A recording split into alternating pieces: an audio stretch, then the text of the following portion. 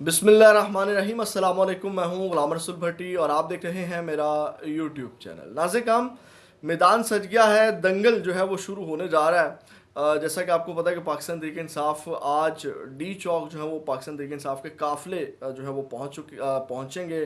खैबर पख्तूनख्वा से काफ़िले जो हैं वो निकल पड़े हैं बड़ी तादाद के अंदर। और खौफ का ये आलम है कि इस वक्त इस्लामाबाद के अंदर जो है वो कंटेनर्स ही कंटेनर्स हैं, तमाम रास्ते बंद कर दिए गए हैं। ताज़ा तरीन सूरत हाल आपके सामने रखते हैं कि इस वक्त आखिर चल क्या रहा है। एक तो आपको पता है कि कल मोहसिन नकवी ने प्रेस कॉन्फ्रेंस की और जिस तरह ख़बरदार किया, जिस तरह धमकियां दी और जिस तरह वार्न किया, और जिस तरह जनाब फ़ौज और एक्स्ट्रा पुलिस और रेंजर्स एफसी ये तमाम सिक्योरिटी के जितने भी इदारे हैं उनकी फोर्सेस जो हैं वो उनको वहाँ पे जो नफरी है इस्लामाबाद के अंदर उनको मंगवा लिया गया है। और वाज़ेह पैगाम दिया कि जनाब अगर आप इस्लामाबाद आते हैं तो किसी तरह की नरमी आपके साथ नहीं बरती जाएगी, जिसकी भरपूर तैयारियां और अमली मुजाहरा जो है वो देखने में स्टार्ट हो गया अभी जब ये मैं वीडियो रिकॉर्ड कर रहा हूँ। सबसे पहले तो आपको पता है कि इस वक्त खैबर पख्तूनख्वा से बड़ी तादाद में जो काफ़िले हैं वो निकल रहे हैं, जिन्होंने डी चौक पहुँचना है।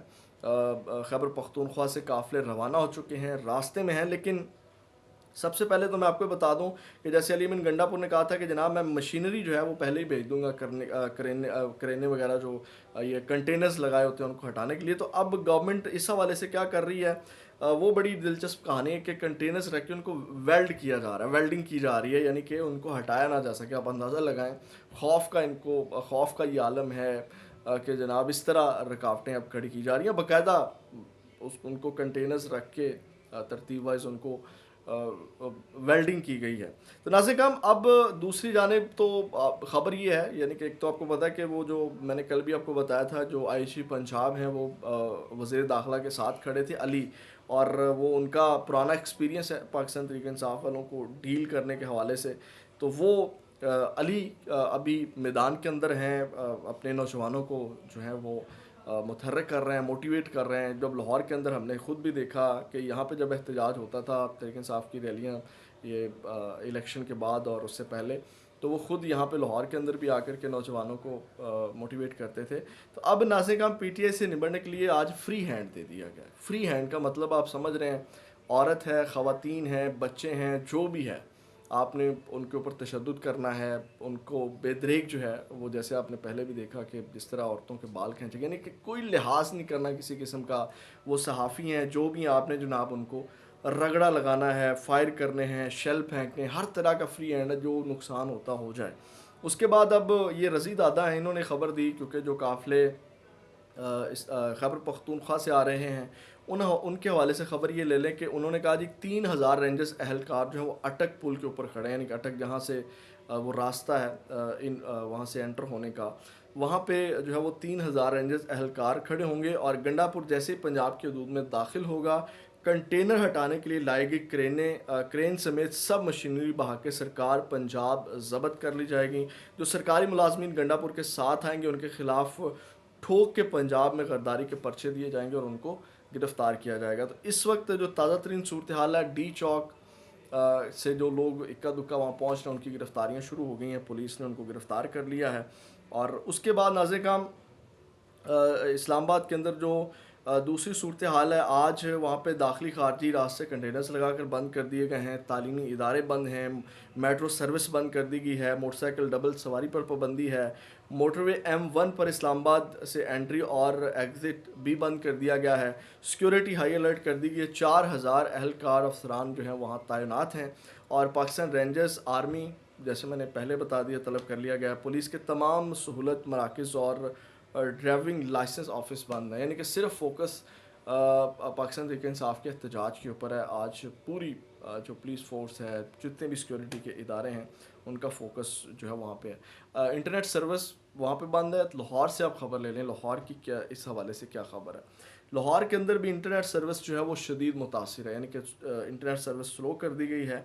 और उसके बाद अब जो लाहौर बाबू साबू मोटरवे है, जहाँ से जो इंटरचेंज है उसको बंद कर दिया गया। इस्लामाबाद की तरफ जाने वाली जो मोटरवे है, यानी कि सफ़र की इजाज़त नहीं दी जा रही, यानी कि लाहौर से जो काफ़िले इस्लामाबाद जाना चाहते हैं उनको यहाँ से ही जो है वो जो बाबू साबू इंटरचेंज है उसको बंद कर दिया गया, यानी कि यहाँ से लाहौर से जो काफ़िले इस्लामाबाद जाना चाहते हैं ان کو نہیں جانے دیا جائے گا.